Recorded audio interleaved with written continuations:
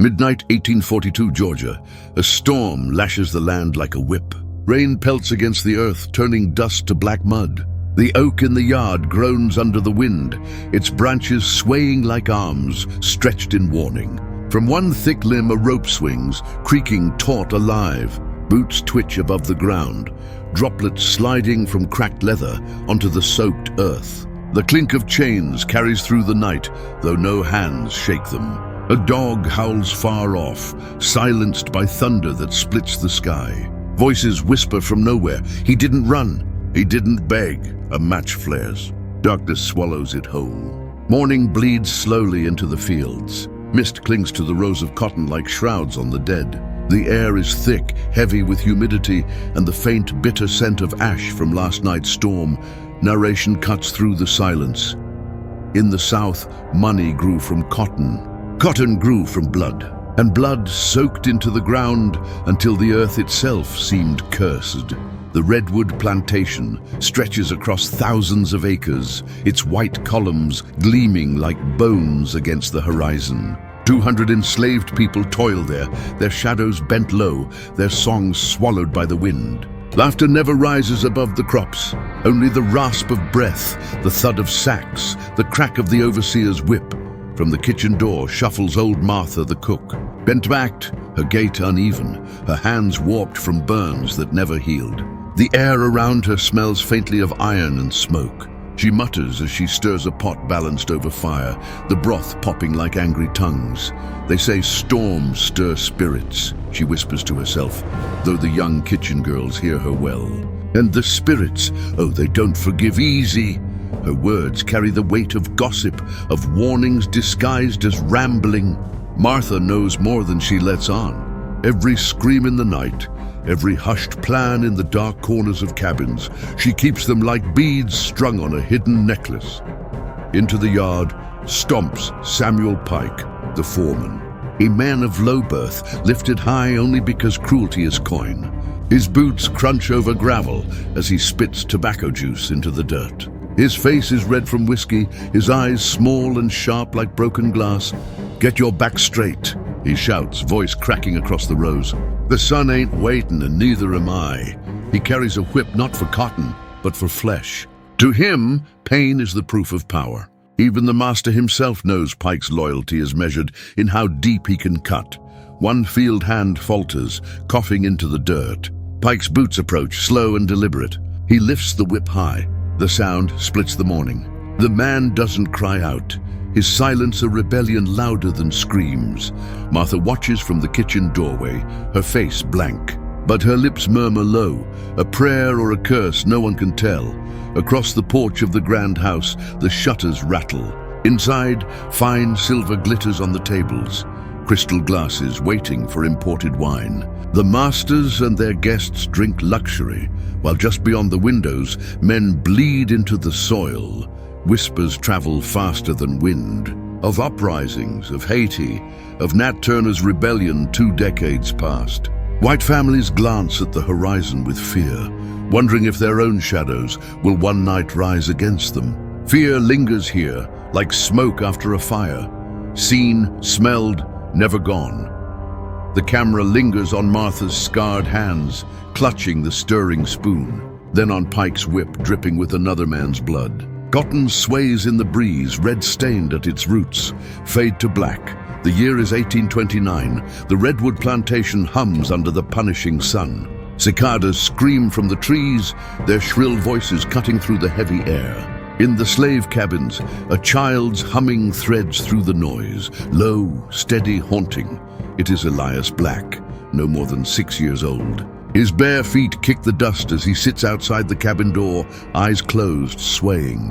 The tune is a lullaby, soft and old, sung once across the ocean.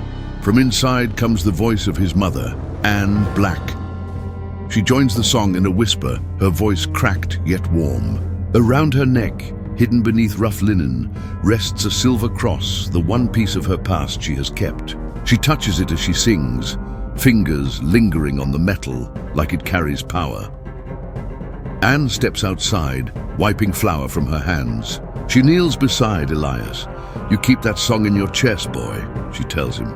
A song can outlive chains. A song can travel where we cannot. Elias looks up, his eyes wide. Will it take us away, Mama? Her hand lingers on his cheek. One day, or it will carry our memory when we're gone. From the big house, the sound of laughter drifts. Jonathan Redwood, the master, entertains guests on the veranda. A tall man, hair slicked back, coat spotless, he holds a crystal glass filled with bourbon. Ice clinks, a luxury dragged from northern shipments, a reminder of wealth that mocks the sweat of those who earned it. He slaps his cane against the floorboards, the silver tip gleaming. The cane is more than a prop. It is his scepter, his sign that he is king here. In town, Redwood is admired. His charm, his generosity to other planters, his eloquence at church gatherings. But in the shadows of his own land, his cruelty is sharper than Pike's whip. Later that night, hunger gnaws at Elias. Bread is scarce, their rations thin. Anne slips into the kitchen, her movements careful, her hands trembling as she pulls a crust from the master's stores. A voice cuts the dark. What's that in your hand, woman? It is Redwood himself, his tone velvet lined with iron. His eyes glimmer with a cruel satisfaction as he sees her freeze. I was only, she begins. You were stealing, he interrupts, stepping closer. And theft in my house is paid in flesh. He signals to Samuel Pike. The whip cracks before Elias can even cry out. He is dragged into the yard, forced to watch as his mother is lashed. Her silver cross slips from her dress, catching the lantern light as she falls to her knees. Mama! Elias screams.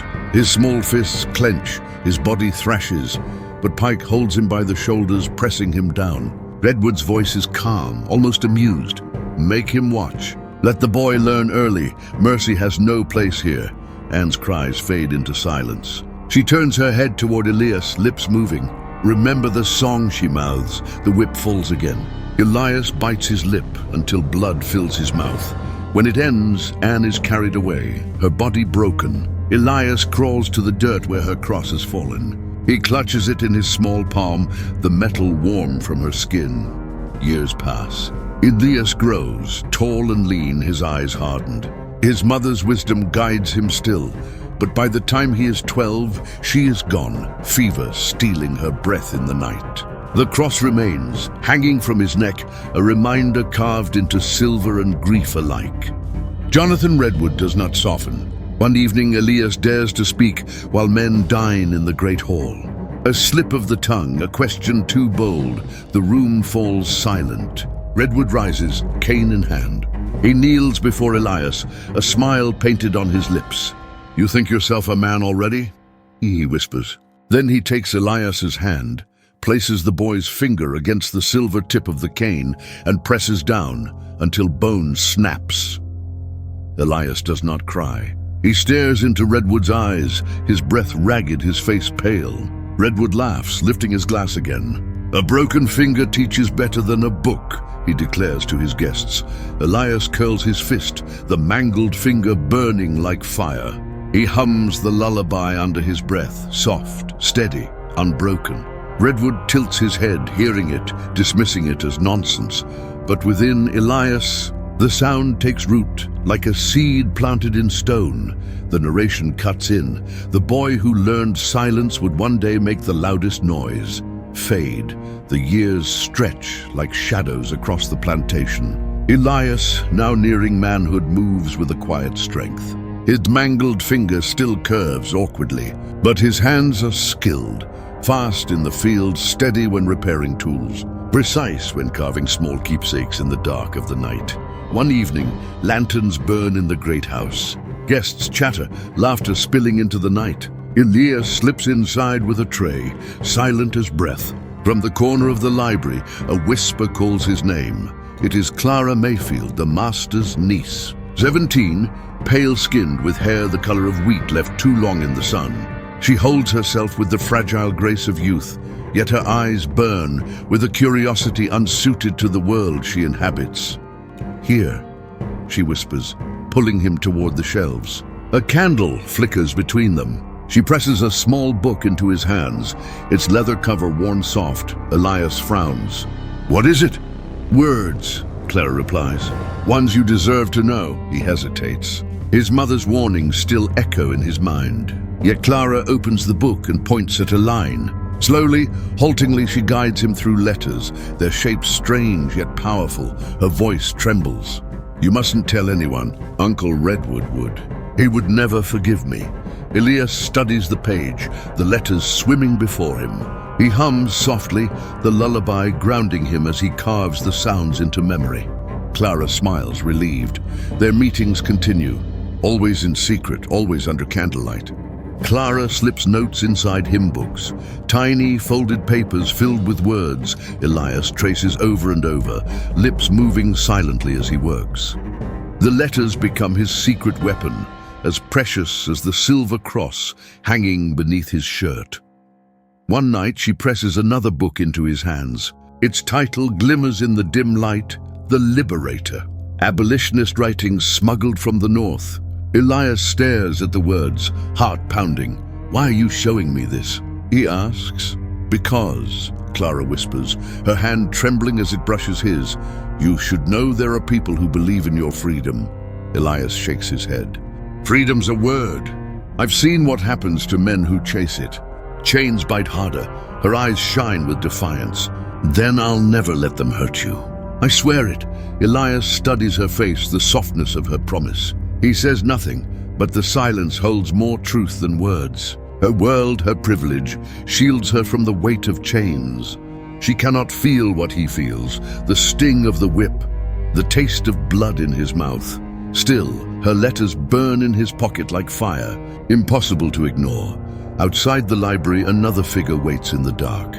Ben Turner, Elias's childhood friend, crouches by the cabins, carving at a sliver of wood with a dull knife. His hands are rough, his back scarred, yet his spirit bends toward dreams. When Elias approaches, Ben lifts the carving, a small bird, wings spread wide. One day it'll fly, Ben says softly. Elias smirks. It's wood, Ben. Wood don't fly. Ben shakes his head, eyes distant. Maybe not this one, but us. Maybe one day. They sit together, the night heavy around them. Ben's voice lowers. Careful with her, Clara. If they find out... I know, Elias cuts in. His hand grips the cross at his chest, the metal biting into his palm. But words, they've got power, more than we think. Ben sighs, running his thumb over the bird's carved wing. Power won't save us when Pike comes swinging that whip. Elias hums the lullaby, soft, steady. He stares at the carved bird in Ben's hands. Maybe not, but power can make the chains break. The narration weaves through the silence. Elias no longer dreamed only of his own freedom. The fire inside him burned for those who could not escape, for his mother, for his sister, for the voiceless who bent their backs until they broke. The candle in the library gutters out. The carved bird rests unfinished in Ben's palm, and Clara, hidden in her room, writes another letter, words that may save Elias or betray him. The sun glares mercilessly, baking the fields in waves of heat. Cotton sacks drag heavy against the dirt. Every step feels like punishment, every breath like fire. Ben Turner staggers, sweat pouring down his face. His hands slip, the sack tilts, and the basket of cotton topples to the ground. A cloud of white puffs into the air, drifting like snowflakes, mocking the heat. Silence follows. From the porch, Jonathan Redwood leans forward, bourbon in hand, silver cane resting across his knees. His voice cuts through the stillness. Pick it up. Ben drops to his knees, scrambling to gather the cotton, his fingers trembling. Elias bends to help him, but a shout stops him cold. Leave him. The words slither from the throat of a man stepping into the field. Thomas Calhoun, the overseer. His boots sink into the dirt, spurs jingling with each step. A reek of whiskey drifts ahead of him, sour and heavy. His eyes glint with cruel delight as he uncoils a whip. Pain is the only teacher they'll ever know, he says. His voice thick, his smile wider than the Georgia sky. Elias clenches his fists, the silver cross pressing into his palm. Please, he whispers, but no one hears. Redwood takes a slow sip from his glass, ice clinking. He gestures lazily with his cane. Teach him. The first crack splits the air like thunder. Ben cries out, the sound raw and torn. The whip slices skin, blood spraying across the cotton, staining it red. The chains echo in Elias's ears, clinking, rattling as if mocking him. His breath grows shallow, the lullaby trapped in his throat. Another strike.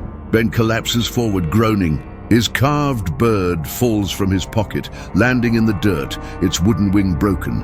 Elias steps forward, eyes blazing. "Stop!" Pike grabs his shoulder, shoving him back.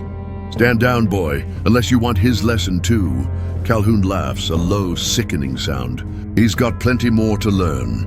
The whip cracks again and again, each strike sharper, crueler. Around them the others watch. Faces blank, but eyes alive with fear, sorrow, rage. No one moves. No one dares. The silence of the enslaved is louder than screams, a silence that pierces deeper than the whip itself.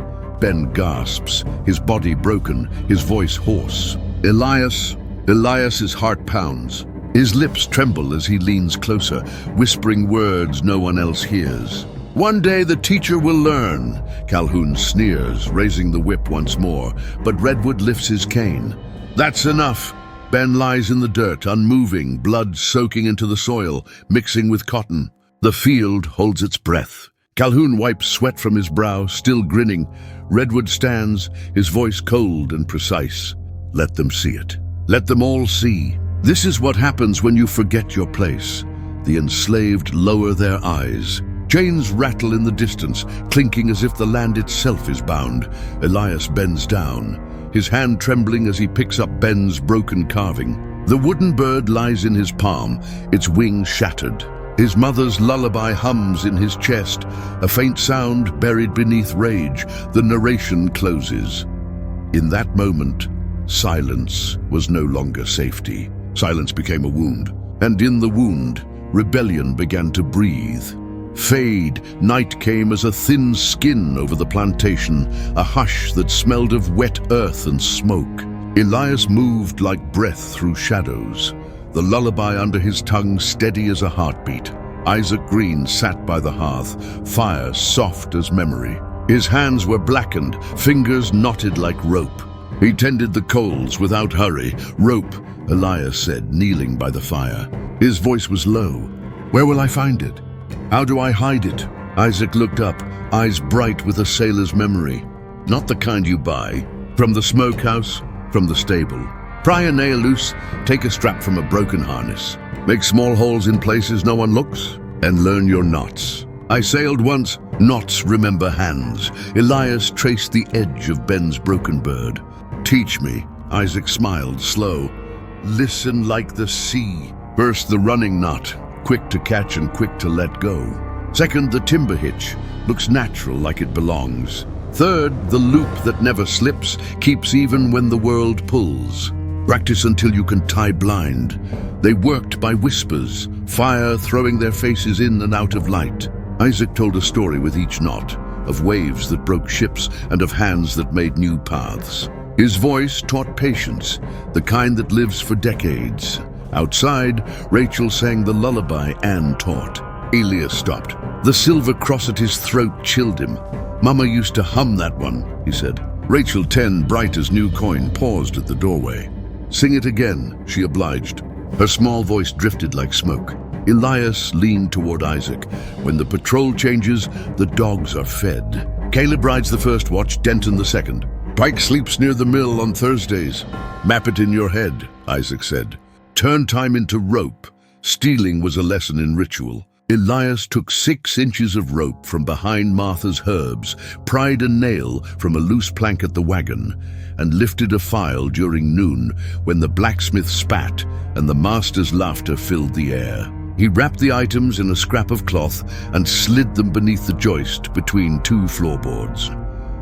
One afternoon, Martha hummed in the smokehouse, hands moving. Elias's breath caught as she bent near the bundle. Her back faced him. "What you got there, child?" she asked, not turning. "Nothing, Miss Martha," he lied. Martha's knife flashed as she cut. "Don't be greedy with what you don't own," she said. Her voice had no cruelty, only a worn caution. She paused, then rested her hand on the beam. "Keep it close. Some things will keep you longer than prayer. Elias let out a breath he hadn't known he was holding. Another night, a dog nosed beneath his pallet and found the rope. The animal's breath was wet and urgent. Clara crossed the doorway before it could tug free. "Oh, look at that," she sang, forcing cheer. "He's after supper. Ben says he's been practicing to be a moondog." She tossed a scrap of bread toward the dog. The animal abandoned the rope for the bread and squabbled, tail wagging. Clara leaned close, eyes steady. "You need a plan when the moon hides," she whispered, passing a folded note into his palm. Another letter from a hymn book. "I will find ways." They mapped patrols in low, quick words. One evening, Elias crouched beneath the porch and watched Sheriff Cole Denton speak with Redwood on the steps. "Make sure your boys keep an eye on the mill," Denton said, voice oily. "And I'll look the other way for a bottle now and then." Redwood laughed, cane tapping. "Do that, Denton, and you'll sleep better." Elias listened and memorized. Denton's tavern nights were a window. The map of their enemies' habits began to take shape. At midnight, Elias carved. He took Ben's broken whip handle and whittled until the grain softened. The wood yielded, splinters biting his thumb. Slowly a cross took form, rough and unpolished. He held it to the ember glow and felt the history of the handle, every strike of the whip, every sting, turn under his palm. "From pain," Isaac said softly, "you make something to hold. From what broke you build what will bind." Elias wrapped rope around the cross, a private prayer. He rubbed the new edges until the wood shone like a promise. They rehearsed smallest moves, how to smuggle a coil beneath a blanket so a stray dog would not find it, how to unhook a nail with a spoon without making the board complain, how to fold stolen tools so they looked like the work of careless hands. Each small theft had a cadence. Watch the cook's whistle, time the master's laugh, move when the wind masks your footfall. Martha, speaking once while they mended a torn sail cover, offered a truth without pity. "Secrets will keep you warm in winter and haunt you in heat," she said. "Keep the ones that buy you breathing." When they planned the night to come, Isaac counted in the dark. Denton leaves late on Thursdays. Pike rides the nearer fields on market morning. Caleb hates late hours. He nods at the wheel. Use their vices against them. Clara pushed her hair back, voice small. "If anything happens to you," Elias cut her off gently. "Nothing must happen to Rachel. Nothing must happen to Ben." Her fingers found his wrist. "I will not let them hurt you," she mouthed, though privilege is a poor shield. When Denton rode through that day, hat low, boots caked, the yard seemed to tense. He clapped Redwood on the back and shared a bottle. Law and fear walked the same road. That night, Elias lay with the rope beneath the floorboard and the cross under his pillow. Rachel's lullaby hummed in the dark. He had learned to knot time, to steal small things with ritual, to turn a broken handle into a symbol. Outside, a lantern moved across the yard, one less watch than expected. Elias listened. The dog's bark cut the night. Someone was coming. The mansion burned with light that night. Lanterns swung from iron hooks, fiddles sang sharp and fast, and the air swelled with laughter, thick as smoke. Guests in silks and pressed coats clinked glasses, their words slurring into one long river of indulgence. Outside, the enslaved gathered in shadows, carrying trays, pouring wine, bowing with empty eyes. The ground beyond the porch was darker. The oak tree loomed in the yard, its branches thick as bones, roots knotted deep into cursed soil. And somewhere in the blackness, Elias Black moved. The rope coiled around his chest like a serpent. Sweat slicked his palms. Every step pressed the lullaby into his throat until it hummed faintly in his chest. He paused by the smokehouse, listening. The fiddles inside screeched high, laughter rising. The floorboards of the porch creaked under the shuffle of drunken feet. He closed his eyes. The smell of bourbon drifted through the night like poison. Isaac's voice echoed in memory. Not time, not patience. The sea doesn't rush. It waits. Elias waited until the fiddle squealed into another tune, masking the small creak as he slipped through the side door of the mansion. Redwood stood near the fireplace, bourbon glass glittering, his silver cane tapping in time with the music. His words carried bold and commanding, "To the future of Georgia." He cried. The guests cheered. "And to the land that makes us kings." Elias gripped the rope tighter, feeling the sweat pool at his spine. He breathed once, then stepped back into shadow. Moments later, he caught sight of Redwood retreating to the porch, Cain striking the wood. Breath heavy, Redwood stepped into the yard, shoulders loose with drink. He muttered, half to himself, half to the night, "No man crosses Jonathan Redwood." "No man." Elias followed, silent, the rope hidden in his hand. The oak waited, branches stretching wide as judgment. "Master," Redwood turned, eyes narrowing. For a heartbeat, surprise cracked his face. Then came the sneer. "What are you doing here, boy? Shouldn't you be carrying plates?" Elias stepped closer. The lullaby throbbed in his chest. "I came to finish what you began." Redwood laughed, low and sharp. "You'll die a slave." He lifted his cane, silver tip gleaming. Elias's grip tightened. His voice was steady, carved from years of silence. "No, you'll die a master," the rope flashed. Elias looped it swift and sure, Isaac's knots burning into his hands. Redwood staggered back, cane swinging, but Elias ducked and pulled. The rope hissed, tightening around Redwood's throat. His glass shattered against the dirt, bourbon soaking into the ground like spilled blood. Redwood clawed at the rope, gasping. His face twisted, red then purple, eyes bulging with disbelief. Elias dragged him toward the oak, every step heavy, the chains in memory clinking louder with each pull. The crickets fell silent. The fiddles inside blurred, a distant storm of noise. "Help," Redwood rasped, but the rope cut him short. His cane slipped from his hand, silver tip sinking into the mud. At the tree, Elias threw the rope over a thick branch. He heaved, muscles burning, sweat stinging his eyes. Redwood kicked, choking, boots scraping furrows in the dirt. From the mansion, a door burst open. Overseer Calhoun stumbled into the yard, whiskey bottle in hand. His eyes widened. "What in—" Elias froze, breath sharp. Calhoun roared, "Redwood!" He lurched forward, whip coiled at his belt. Then, fire. Flames licked high from the smokehouse. Isaac Green's silhouette glowed against the blaze, his voice carrying over the night. "Fire! Fire in the storehouse!" Panic ripped through the party. Guests screamed, servants scattered, boots thundered across the porch. Calhoun turned, torn between whip and flame. "Damn it all!" He sprinted toward the fire, shouting orders. Elias pulled again. The rope stretched, fibers groaning. Redwood's boots left the ground, his body jerking, legs kicking at the air. His eyes bulged, mouth opening in a soundless scream. The tree creaked under the weight. The rope sang tight. Elias stared, chest heaving. He felt the cross against his skin, warm now, pulsing with every heartbeat. Redwood's voice gurgled once more, broken, barely human. His boots twitched above the mud, rain dripping down leather. The same image as the cold open, fulfilled. The fiddles had stopped. Only the fire crackled, the rope strained, and the night breathed heavy. Rachel's voice floated in memory, the lullaby soft and pure. Elias whispered it now, low and steady, as Redwood's movement slowed.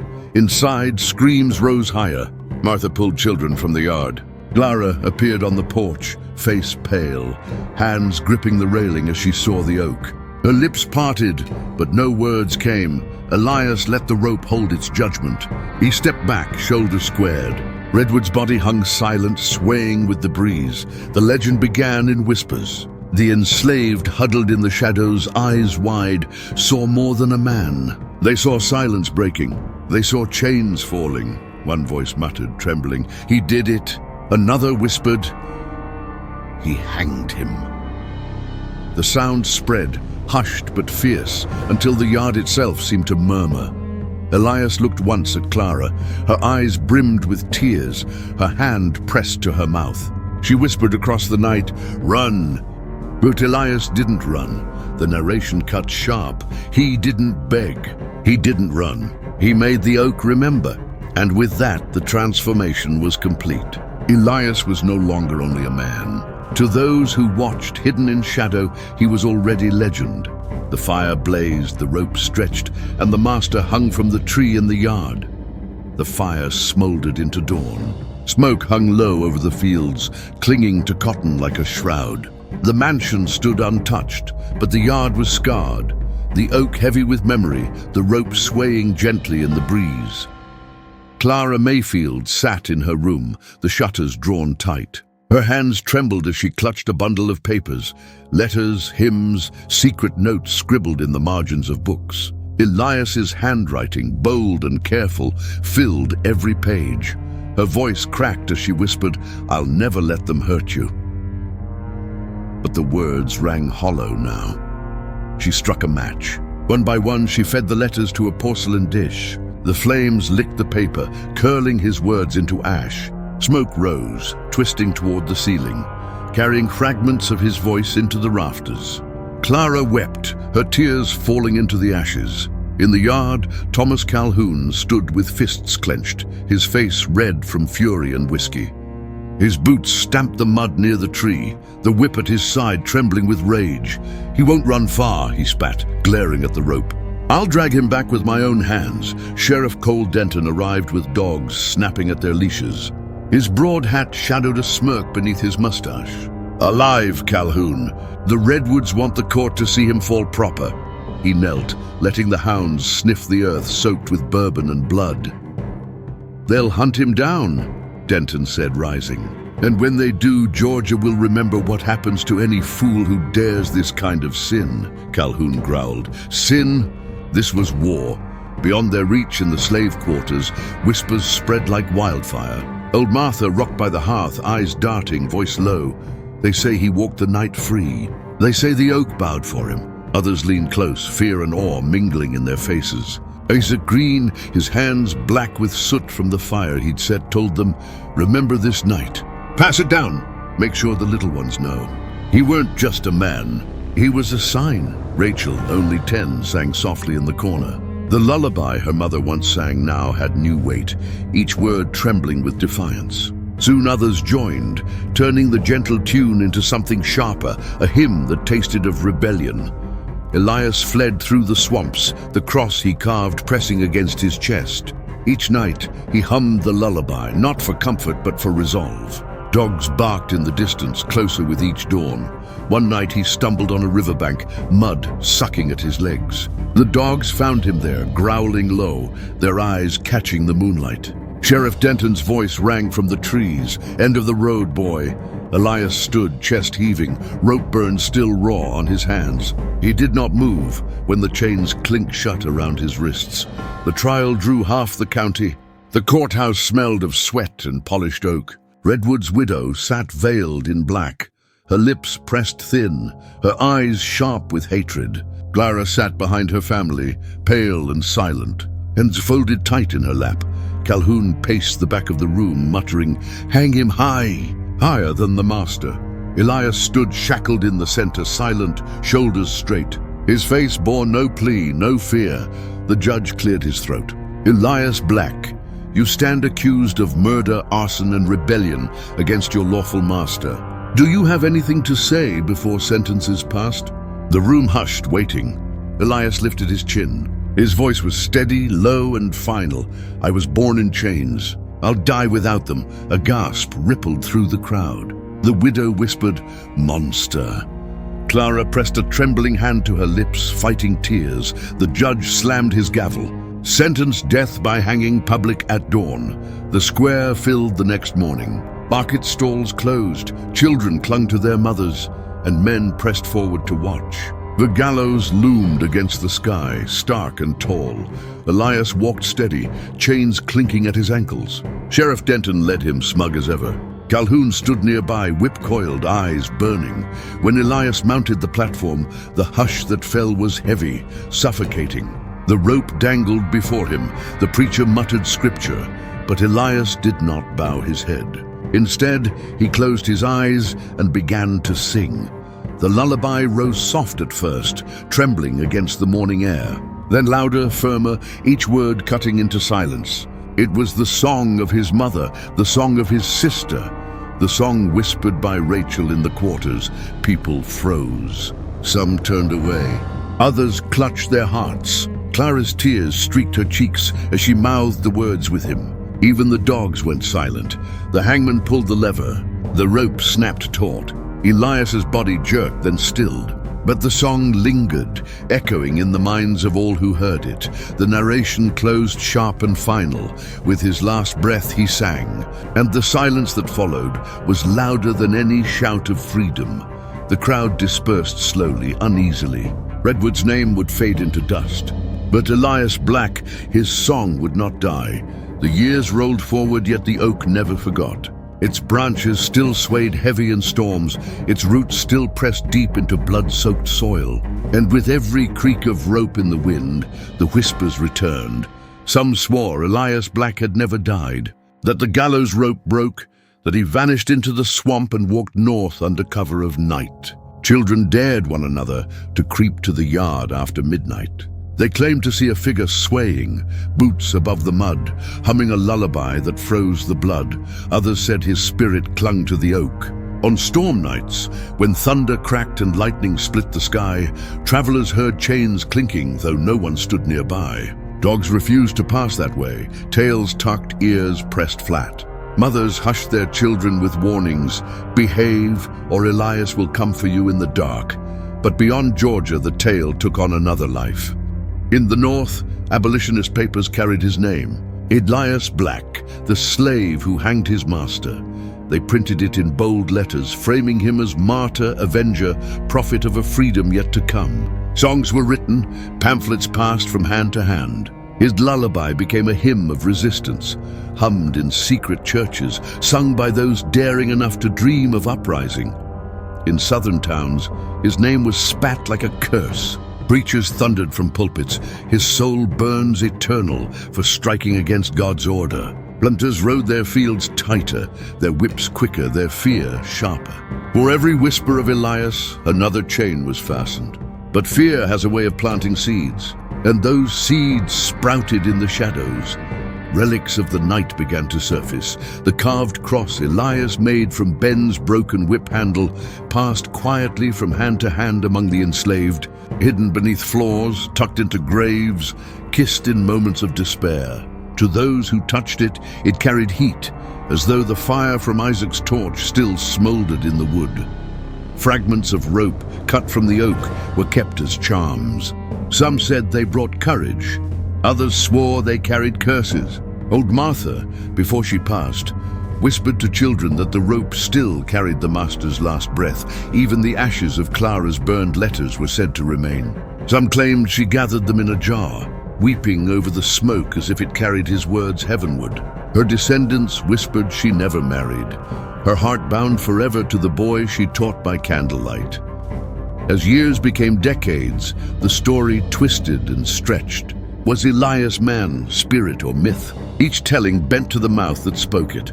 To the oppressors, he was a demon born of disobedience. To the oppressed, he was proof that chains could break. The oak itself grew into a monument no one marked, but everyone knew. Children avoided its shadow. Lovers carved their names into other trees, but never that one. When lightning struck close, some swore the figure of a man appeared in the glow, rope tight around his neck, eyes fierce and unbroken. The narration whispered, "History buries truth in silence. Legend digs it back up with fire." And so Elias Black lived on, not in flesh but in song, in story, in the hush of fear and the rise of hope. His lullaby was no longer just a mother's tune. It had become a battle hymn, a relic, a haunting, and in every storm that rolled over Georgia, the oak tree swayed, and the land remembered. Chains break, blood dries, fire turns wood to ash. But memory lingers, haunting the living long after the body is gone. Elias Black's story is not clean. It is not neat. Justice was twisted in his world, weighed by the scales of the powerful. In the South, justice meant silence, obedience, submission. To break those chains was to invite death. Yet rebellion was born from oppression, as flame is born from spark.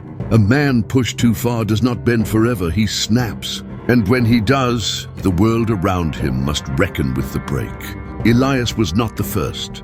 He was not the last. But his act carved itself deep into the marrow of history. What is vengeance but the shadow of justice denied? What is salvation but the dream of those who refuse to kneel? The lines blur until neither can be told apart. To some, Elias was a murderer who defied the natural order. To others, he was a hero who proved that masters could bleed, that chains could be broken, that silence could be shattered by a song. History does not choose between murderer and hero. It does not forgive, nor does it condemn. It remembers. It whispers. It lets oak trees sway under storm winds, carrying echoes of rope and lullaby. And so the question is left to us, the living. When faced with a world built on cruelty, what is righteous? To endure in silence or to set the night on fire? Some call him murderer. Others call him hero. But history does not choose. It only remembers. If you were Elias Black, what would you have done? Would you forgive the hand that struck you, the master who owned your very breath? Or would you burn it all down, rope in hand, fire in your chest, leaving only silence and ash behind?